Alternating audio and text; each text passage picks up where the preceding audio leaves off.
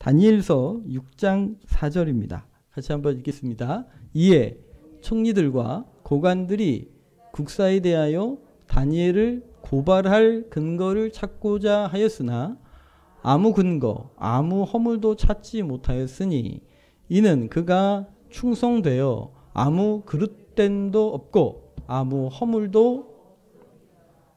여러분, 보통 한 정권 안에서도요 총리가 여러 번 바뀝니다. 그런데요 이 다니엘은요 느부갓네살 왕, 벨사살 왕, 그리고 이제 바벨론이 멸망하고 페르시아 왕 다리오 왕이 세워졌는데요. 어떻게 보면 적국에서 총리하던 사람이잖아요. 근데 다리오 왕이요 이 적국에서 총리하던 사람을 등용한 거예요. 왜 그랬을까요? 네, 이 사람은 훌륭하고 탁월하고 그리고 청직하다는 사실이 밝혀진 것이죠. 그랬더니 다른 총리들 중에서도 이제 최고로 높여서 쓰려고 하니까 이걸 다른 사람들이 견딜 수 없었던 거죠. 그래서 어떻게든 좀 끌어내리려고 그의 흠집을 찾으려고 노력했는데 결과는요 아무것도 못 찾았다는, 아무 근거, 아무 허물도 찾지 못하였다는 거죠. 그가 충성되어 아무 그릇됨도 없고 아무 허물도 없었다는 거예요. 그러면 다니엘은 누구에게 충성했던 것입니까? 그렇게 정답을 얘기하면 사람들 보기에는 분명히 그 왕과 그 정권에 충성된 사람이라고 생각했을 거예요. 그런데 실제로 다니엘은요 사람에게 충성했던 것이 아니라 하나님께 충성했던 거지요. 자기를 죽이려고 하는 법률이 선포된 줄 알면서도 예루살렘을 향하여 창문을 열고 전에 하던 대로 하루에 3번씩 기도하며 하나님 앞에 충성되었던 그였기 때문에, 하나님께 충성했기 때문에 눈에 보이는 상전에게도 충성했던 것이죠. 그러니까 우리의 삶이 사람들에게 이렇게 보기에 좋고 아름다운 것, 본받을 만한 삶이어야 하는데 그 근원이 하나님을 경외하는 것, 하나님을 존중하기 때문인 줄 믿으시기를 바라고 그런 영향력이 흘러가기를 바랍니다. 또 한 사람이 다윗인데요. 여러분 그런 얘기 있죠. 우리 자녀들은 가르친 대로 안 살고 보여준 대로 산다. 우리 자녀들은 부모님의 뒷모습을 보고 자란다잖아요. 이제 솔로몬이 어렵게 왕이 됐습니다. 자기들 지지 기반이 굉장히 약해요. 그래서 하나님의 도움을 청하려고 일천번제를 드리죠. 일천번제를 드린 날에 밤에 하나님 꿈에 나타나십니다. 그리고 내가 내게 무엇을 줄고 너는 구하라. 그래서 하나님 저에게 맡기신 이 사명 감당할 힘과 지혜 달라고 기도하는 중에 자기 아버지에 대한 이야기를 하지요. 열왕기상 3장 6절입니다. 같이 읽겠습니다. 열왕기상 3장 6절입니다. 솔로몬이 이르되 주의 종 내 아버지 다윗이 성실과 공의와 정직한 마음으로 주와 함께 주 앞에서 행함으로 주께서 그에게 큰 은혜를 베푸셨고 주께서 또 그를 위하여 항상 주사 오늘과 같이 그의 자리에 앉을 아들을 그에게. 아버지의 뒷모습을 바라보고 아들이 평가한 내용입니다. 우리 아버지는요 성실했습니다. 우리 아버지는요 공의로웠습니다. 우리 아버지는요 정직하게 행했습니다. 다윗의 삶을 통하여 이 모습이 보였던 거죠. 그때 그 뒷모습을 보고 아들이 평가한 거예요. 그러니까 그 사람의 진면목을 알려면 그 자녀들의 평가를 보면 알죠. 이제 꼭 저와 저희 아내를 알기 위하여 자녀들에게 물어보시는 분들이 가끔 있어요. 물어보지 마세요.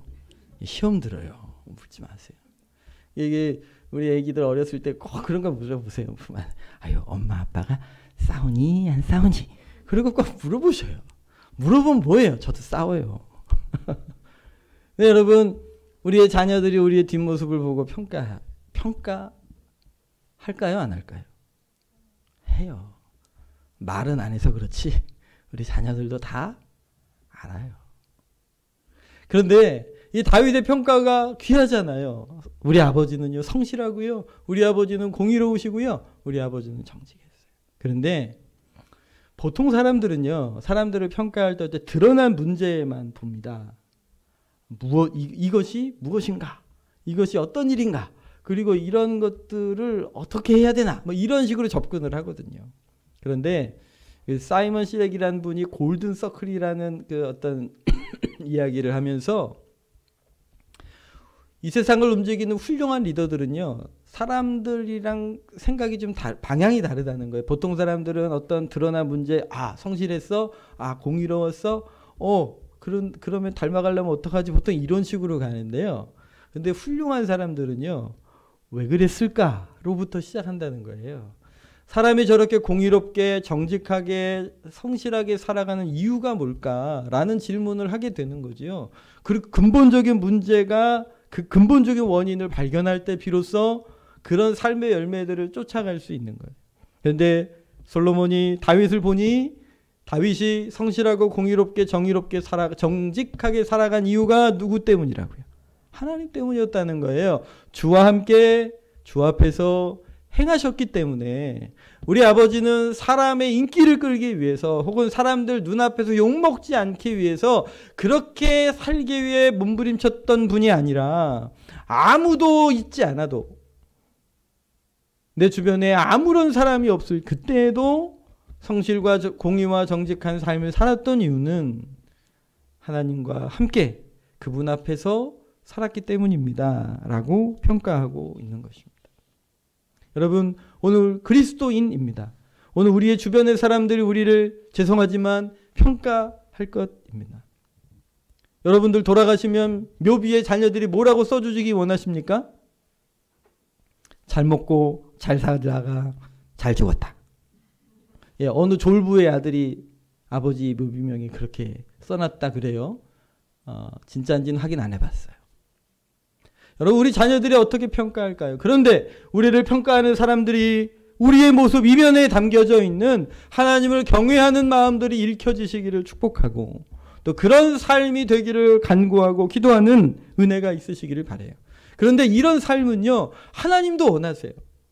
하나님도 원하세요. 우리 사무엘상 2장 30절입니다. 같이 한번 읽겠습니다.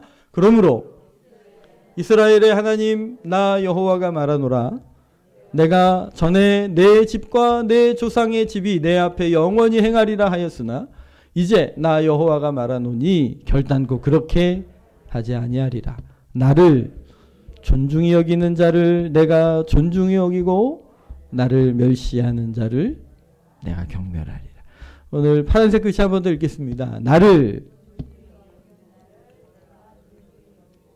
멸시하는 자를 내가 경멸하리라. 여러분, 하나님께서도 그런 삶을 원하신다는 거예요. 하나님도 우리의 삶을 보시면서 하나님을 존귀히 여김으로 그런 삶을 선택하는 사람들을 만나고 싶다는 거죠. 보고 싶다는 거죠. 반대로 나를 멸시하는 자는 어떻게 하신다고요? 내가 경멸하리라. 여러분, 이 말씀의 배경은요, 부정적인 심판을 선언하시면서 하신 얘기였어요. 하나님께서 우리 요셉의 삶을 통하여 그가 선택한 선택을 통하여 하나님을 존귀히 여기는 것이 발견된 것처럼 다윗에게서 발견된 것처럼 우리에게서도 발견하고 싶다고 말씀하시는 거죠. 나를 존중히 여기는 자를 내가 존중히 여기겠다고 말씀하고 계십니다. 여러분, 여기서 이 존중이라는 단어는요, 히브리어로 카바드라는 단어인데요. 이게 원어의 뜻은 이제 무겁다 그런 뜻입니다. 무겁게 여기라는 거죠. 이 의미가 발전이 되면 영광스럽게 여기라는 거예요. 그러니까 여러분, 하나님을 가볍게 여기시면 하나님이 어떻게 느끼신다고요? 멸시하는 것으로 느낀다는 거예요. 그러니까 하나님을 존중하라는 거죠. 하나님 존중하라는 말이 가슴에 확 안아도니까 하나님께서 출애굽기 20장 12절에 보면 이 출애굽기 20장에 10계명이 나옵니다. 그런데 거기에 이 똑같은 카바드라는 단어를 쓰시는데 우리 한글 성경에는 이렇게 번역되어져 있습니다. 너희 부모를 공경하라. 이 존중하라는 단어가요, 이 부모에게는 공경하라는 단어로 쓰입니다. 그러니까 부모를 가볍게 여기지 않고 그냥 무시하거나 그러면 안 되고 존중이 여기라는 거죠. 물론 여러분, 혹시 부모님 업어보셨나요, 근래에? 물론 못 어부시기 어려운 분들도 계시죠. 그러나 여러분 이렇게 어르신들 업어보면 아유 우리 어머니 너무 가벼워지셨네 이런 생각이 들지요. 이게 여러분 나이가 들면 그 몸무게만 가벼워지는 것이 아니라 돈도 없어지시고 사회적인 역량도 가벼워지시고 그러잖아요. 때로는 감정까지도 나이가 드시니까 점점 어린 아이들 닮아가셔서 쉽게 노여워하시고 쉽게 섭섭해하시는 것도 우리가 발견하지요. 그러면 우리가 어르신들이 연약해 있을 때 그런 모습을 보고 우리가 함부로 어른들을 이렇게 평가할 수 있는데 성경은 그렇게 하지 말라. 하나님을 존중히 여기는 마음, 부모를 공경하는 마음으로 하나님을 공경하게 여기고 하나님을 공경하는 마음으로 또 우리들 부모님에게 그렇게 하라고 우리에게 말씀하고 계시는 겁니다. 하나님께서 우리의 삶을 통해 이 사람이 나를 존중하게 여기는구나, 존중히 여기는구나, 귀히 여기는구나 이런 것들을 발견하기 원하십니다. 우리 빛나는 교회를 바라보시고 우리 성도님들을 바라보시면서 하나님의 그런 기쁨 발견하시기를 예수님 이름으로 축복합니다. 그러면 여러분 이런 하나님을 존중히 여기는 마음이 어디서 나타날까요? 지금 여기 여러분 사무엘상 2장 30절에 말씀하신 이 장면은요. 엘리와 엘리 제사장에게 하신 이야기입니다. 그런데요. 이 엘리 제사장, 특별히 엘리의 두 아들이 제사장이거든요. 근데 보통 이제 제사를 드리면 그 제사를 드린 후에 원래 제사장들이 기업이 없잖아요. 그러니까 그 제물 중에서 제사장의 몫으로 떼어주는 부위가 따로 있습니다. 그리고 유대인들은 이 피를 뺀 고기만 먹습니다. 그래서 피를 빼서 삶아서 먹습니다. 근데 질문이 있는데요. 여러분 삶은 고기가 맛있습니까? 구운 고기가 맛있습니까? 물론 사람에 따라 다르겠지만 이제 구운 고기 맛을 안 거예요. 그러니까 이 엘리 제사장의 아들들이 제사장으로서 이 제사를 드리는 순서에 따라 드리지도 않고 그리고 그 생고기를 자기가 원하는 부위를 함부로 취해가는 거예요. 제사를 드리기도 전에. 제사 누구한테 드리는 거예요? 하나님께 드리는 거예요. 근데 하나님에 대한 생각은 전혀 없이 자기의 몫을 그렇게 챙겨가면서 결국 하나님을 존중히 여긴 게 아니라 하나님을 멸시한 것이죠. 여러분 우리의 예배도 그러지 않겠습니까? 우리가 예배를 드려요. 하나님께 예배를 드리는데 하나님이 이 예배를 통하여 하나님을 존중하게 여기는 것을 발견하기 원하시는 거죠. 여러분이 예배를 통하여 하나님을 존중히 여기시기를 바랍니다. 그런 소중히 여기시기를 바랍니다. 여러분 물론 예배 안에 보는 요소가 있죠. 보는 요소가 있지만 예배의 본질은 드리는 것입니다. 그분이 존귀한 분이시기에 우리의 시간을 드리고 우리의 삶을 드리고 우리의 의지를 드리는 것이죠. 그것을 통해 하나님의 존귀함을 발견하시기를 바라요. 그런데요. 하나님의 마음이 뭔지 주님이 뭘 기뻐하시는지 뭘 즐거워하시는지는 헤아리지도 않고 그냥 종교적인 의무를 다하는 것으로 예배를 드린다면 어쩌면 하나님이 우리 예배를 통하여 존귀함이 아니라 멸시를 받고 계신다고 느끼실지도 몰라요. 그래서 호세아서 6장 6절에 이렇게 말씀하시죠. 날은 인애를 원하고 제사를 원하지 아니하며 번제보다 아니 제사를 누구에게 드리는지 알아야 그분이 기뻐하는 마음으로 드리지 않겠습니까? 근데 하나님이 누구신지 그분이 뭘 좋아하시고 뭘 미워하시는지 신경도 쓰지 않고 그냥 내 방식대로 예배를 드리는 것은요. 마치 달에게 빌기 위해서 아침 일찍 가서 물 떠놓고 비는 거죠. 달이 그거 좋아한대요? 지나다가 선앙당에다가 돌 던지고 막 빌죠. 그 나무 힘들 것 같은데 내 생각에. 그 나무 좋아한대요? 그 누가 그렇게 하라 그랬어요? 자기 마음으로 하는 거예요. 그냥 그렇게 자기의 정성을 표현해서 그 나보다 힘이 있는 존재의 마음을 움직이고 싶은 거죠. 근데 여러분 하나님께 드리는 예배를 그렇게 드려서는 안 돼요. 우리가 뭔가 열심히 해서 그분을 감동시켜 그분을 움직이려고 하는 건 예배가 아니에요. 그분이 기뻐하시는 대로 그분의 마음을 즐거워하시는 대로 우리의 삶을 드리는 것이 예배가 되는 거죠. 예배를 통해 하나님을 존중히 여기는 마음이 발견되게 하시기를 예수님 이름으로 축복합니다. 나는 어떤 모습과 마음으로 예배를 드리고 있는지. 그런데요. 하나님을 존중히 여기는 마음이 예배를 넘어서서 우리의 관계 가운데서도 하나님을 존중하게 여기는 삶을 발견하신다는 거죠. 우리 레위기 19장입니다. 같이 한번 읽겠습니다. 너는, 같이 읽겠습니다. 너는 샌머리 앞에서 일어서고 노인의 얼굴을 공경하며 내 하나님을, 말씀드린 것처럼 하나님을 경외한다면 흰머리, 이 샌머리, 흰머리 앞에 일어서고 노인의 얼굴을 공경해야 한다. 그걸 보고 아, 이 사람이 나를 공경하는구나 라고 알겠다고 말씀하십니다. 이유가 있어요. 그분이 시간이 지나가면 갈수록 사회적인 역량이나 그런 것들이 가벼워질진 모르지만 그분이 하나님의 형상을 답게 지으심을 입은 존재이기에 존중해드려야 하고요. 더 중요한 건 우리가 스스로의 생존을 책임질 수 없을 그때에 하나님께서 우리의 양육과 보호를 우리 부모님들과 우리 부모님들의 세대에게 우리를 맡겼기 때문이지요. 하나님께 맡긴 그 사명, 그 우리 부모님들 세대가 그것 감당하려고 얼마나 애쓰시며 노력하셨어요. 우리가 그 은혜로 여기 온 거 아닙니까? 그러니 존중이 여기라는 거죠. 이번 주간에 중국에서 80 넘으신 어머니를 생명이장 하는 일이 있었습니다. 혹시 들으셨는지 모르겠지만. 그러니 중국이 아주 발칵 뒤집혔어요. 부모를 공경하던 것, 그걸 통해 하나님을 경외하는 모습을 보시겠다는 거예요. 하나님 그걸 우리에게 명령하신 거니까요 말이죠. 그러니까 여러분 우리 부모를 공경하시기를 바랍니다. 우리 부모님들을 공경하고 그분을 세워가실 때 우리 옛날에 뭐 그런 얘기 있었어요. 옛날엔 효자가 중요했잖아요. 이 조선시대 때 효자로 소문난 집이 있었어요.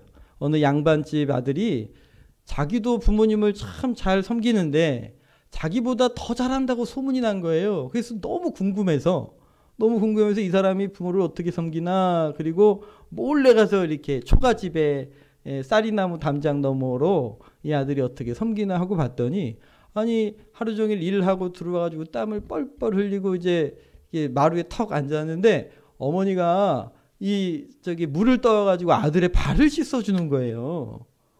아니 그걸 보고 이제 화가 난 거죠. 아니 도대체 이 막대 먹은 이 사람이 어떻게 어머니가 발을 씻는데 그 발을 내밀고 엄마 보고 그 발을 씻게 만들어? 그리고 화가 나면 뛰쳐나가가지고 아니 도대체 당신이 도대체 왜 효자라고 소문이 났는지 난 모르겠다고 화를 내는 거죠.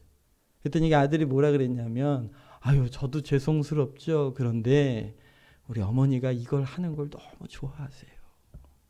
그래서 제 발을 내어드리는 겁니다.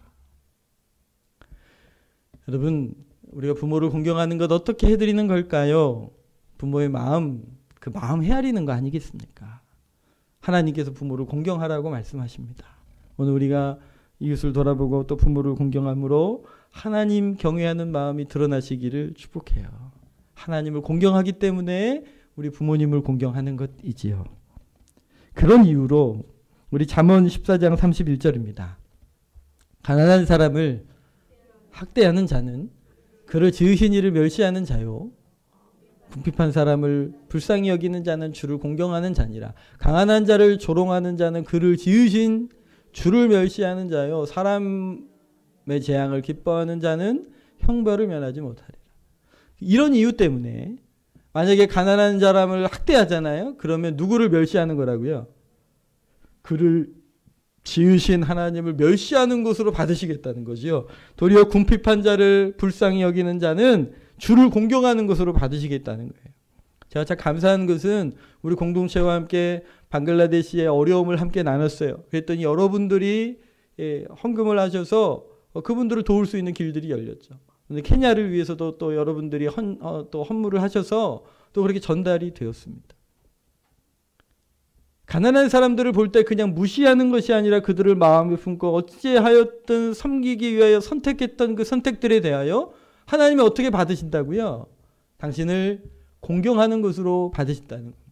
왜냐하면 하나님이 가난한 사람일지라도 연약한 사람일지라도 그를 창조하셨고 귀히 여기시기 때문인 거죠. 할렐루야. 그러니 여러분 오늘 우리에게 만나는 만남들을 그냥 함부로 대하시면 안 돼요. 주님을 공경하시고 주님이 보고 계시다는 마음으로 예배 안에서도 또 관계 가운데서도 하나님을 존중히 여기는 마음으로 섬겨가신 은혜가 있으시길 바랍니다. 근데 또 한 상황에서 당신을 존중히 여기는지 아닌지 보신다는 거예요.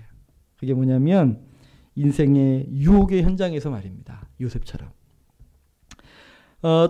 2012년도에 미국인 1021명을 대상으로 당신은 어떤 유혹을 받고 사십니까? 라는 설문을 했습니다. 잘 보이시는지 모르겠는데요. 위에부터 이렇게 보시면 그러니까 일반인들과 함께 한 거죠. 걱정과 불안 58%, 미루는 습관, 과식과 탐심, 미디어로 시간을 많이 보내는 거, 그리고 나태한 거, 게으른 게 시험거리가 된다는 거예요. 하나님의 사람으로 살아가는데 유혹거리가 되고 내 인생을 무너뜨리는데 유혹거리가 된다는 거죠. 저 과식과 탐심이 들어있는 이유를 생각해 봤더니 미국이라 그런 것 같아요. 먹을 게 많으니까, 풍성하니까. 근데 우리나라도 그러지 않겠습니까? 걱정, 근심, 미루는 습관, 과식과 탐식, 또 미디어나 나태함. 여러분 자꾸 말씀드리지만 여러분 게으른 것은 하나님 나라를 망가뜨립니다. 여러분 게으르면 마귀도 못 써먹습니다. 예.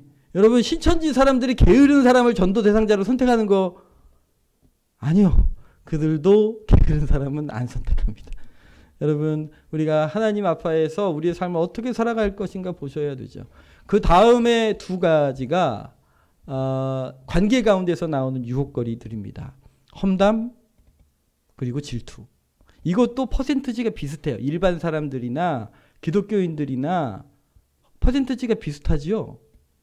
그리고 개인이 홀로 있을 때 만나는 유혹거리들입니다. 음란물, 그리고 거짓말과 부정행위, 약물 남용, 비방 댓글, 이게 댓글로 욕하는 거 있죠. 그리고 부적절한 성행위들 말입니다. 약물 중독은 좀 차이가 있네요. 일반 사람들은 11% 정도, 그리스도인들은 3% 정도가 유혹을 받는데요.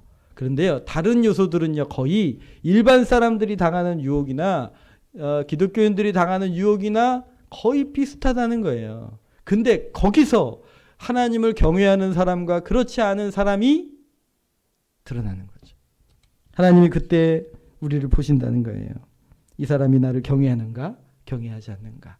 내가 주님을 영화롭게 할 수 있는 기회가 되기도 하지만 넘어질 수 있는 그 자리에서 내가 변화될 내 하나님을 경외하는지 발견하신다는 거죠.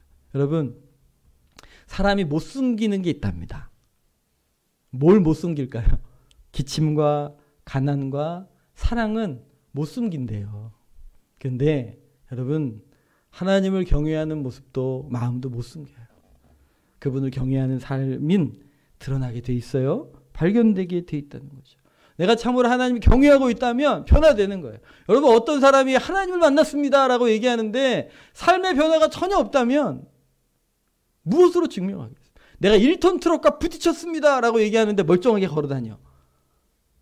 뭐가 진리겠어요? 오늘 우리가 주를 경외하기 때문에 주를 경외하는 마음들이 드러나시기를 축복해요.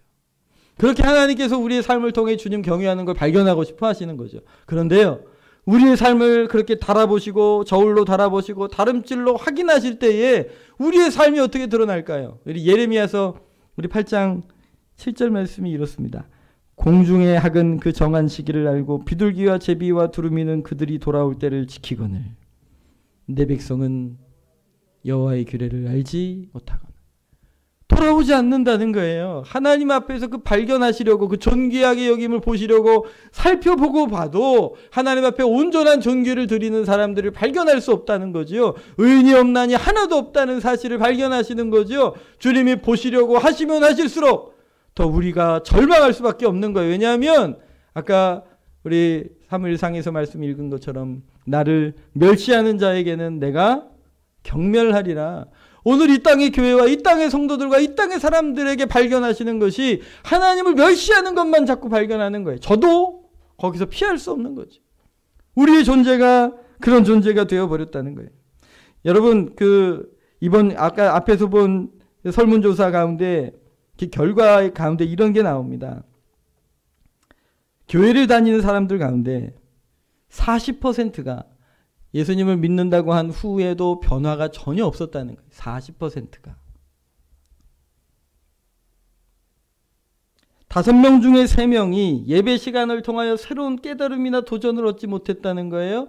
교회를 떠난 사람들 중에 3분의 1 이상이 예배 가운데 하나님의 임재를 단 한 번도 경험해 본 적이 없다는 거지요. 5명 중에 한 분만이 하루에 4번 이상 성경을 읽고, 그리고 하루를 살면서 성경을 한 번이라도 생각해 보는 분들이 5명 중에 한 분밖에 없다.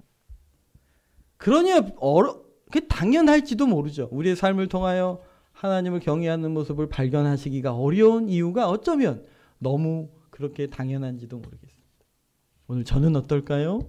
오늘 여러분들은 어떠십니까? 오늘 주님께서 우리를 발견하실 때 오히려 절망이 남는 거예요. 하나님의 그 징계와 경멸을 피할 수 없는 상황이 되는 거죠. 그런데요. 하나님 우리를 사랑하셔요. 우리가 그렇게 주 앞에 기쁨이 되어드리지 못하는데도 불구하고 주님이 우리를 사랑하세요. 여러분, 사랑하면 방법을 찾습니다. 여러분, 거북이가 고슴도치를 사랑했어요. 근데 너무 다르잖아요. 근데 사랑하니까 어떻게든 닮고 싶은 거예요. 이 거북이가요, 지나가다가 빗을 하나 발견한 거죠. 그래가지고 등딱지에다 붙인 거예요. 어떻게든 같아지려고 말입니다. 그런데요, 거북이는요, 이거밖에 못해요. 그런데 하나님이 우리를 사랑하신 거예요. 하나님이 우리를 사랑하시고 그분은 전능하시기 때문에 방법을 찾으신 거예요. 우리가 스스로 주를 경외하지 못하고 하나님을 사랑하지 못하고 주님을 섬기지 못하는 걸 아시면서도 우리를 사랑하시기 때문에 이 문제를, 우리가 이 진노와 경멸을 받지 않도록 방법을 찾으신 것이죠. 당신의 몸을 버리시기로, 육신을 입고 이 땅에 오시기로 결정하신 거예요. 그리고 우리의 그 하나님의 그 무한한 진노와 경멸을 우리를 대신하여 예수님께서 지신 거예요. 여러분, 오늘 다니엘과 같이, 다윗과 같이 훌륭하게 여호와를 경외하는 사람이 되라고 도전하는 것도 물론 이 설교의 내용이 되겠지만, 그러나 더 중요한 건 여러분, 예수 그리스도의 그 사랑을 만나셔야 합니다. 이게 경멸을 당하기 싫기 때문에 존중히 여기는 건 진짜 존중이 아닌 거죠. 어버이 주일이 가까이 오니까 여러 글들이 뜨더라고요. 그 중에 하나 이런 글이 있었습니다. 우리 어머니는 한쪽 눈이 없다. 난 그런 어머니가 싫었다. 너무 밉고 창피했다. 그 가난한 어머니가 운동회 때 학교를 온 거예요. 한 눈 없는 어머니가. 친구들이 엄마가 눈이 없다고 놀리는 거예요. 그런 어머니가 너무 싫어서, 엄마는 왜 한쪽 눈이 없는 거야? 창피해 죽겠어! 라고 얘기해도 엄마는 아무 말도 하지 않는 거죠. 어머니가 꼴보기 싫어서 이 아들이 집을 나가버렸어요. 따로 살았어요. 연락을 끊고 자기 나름대로 열심히 살아서 좋은 대학에도 들어가고 또 결혼을 했는데 부인에게는 엄마가 죽었다고 얘기한 거예요. 연락을 끊고 그렇게 살다가 어느 날 동창회가 모이는 때가 됐고 또 가야만 하는 상황이 생겨서 고향에 가게 됩니다.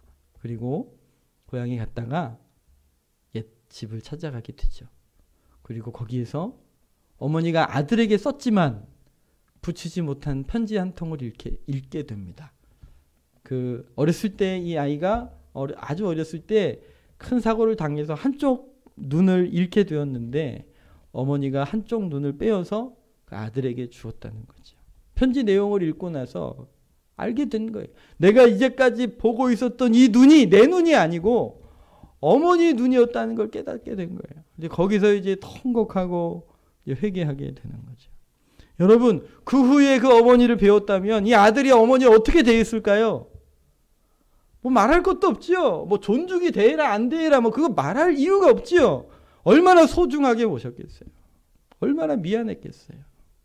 여러분, 우리가 하나님을 존중히 여기십시오. 그렇게 안 하면 멸시를 당합니다. 경멸을 당합니다. 그게 무서워서 하나님을 존중히 여기는 삶을 살아가는 것이 아니라 우리를 사랑하시기 때문에 방법을 찾아내셨고 자기를 내어주어 하나님의 모든 진노를 그 온몸으로 감당하신 예수 그리스도를 바라보시기를 바랍니다. 나를 사랑하신 그 사랑을 만나시기를 바랍니다. 그래서 존중히 여기게 되는 것이죠. 이게 복음이고 이것이 하나님의 은혜입니다. 오늘 이것이 필요한 거죠. 하나님을 존중히 여기셔야 합니다. 그러나 그 전에 예수님의 십자가의 사랑을 만나십시오.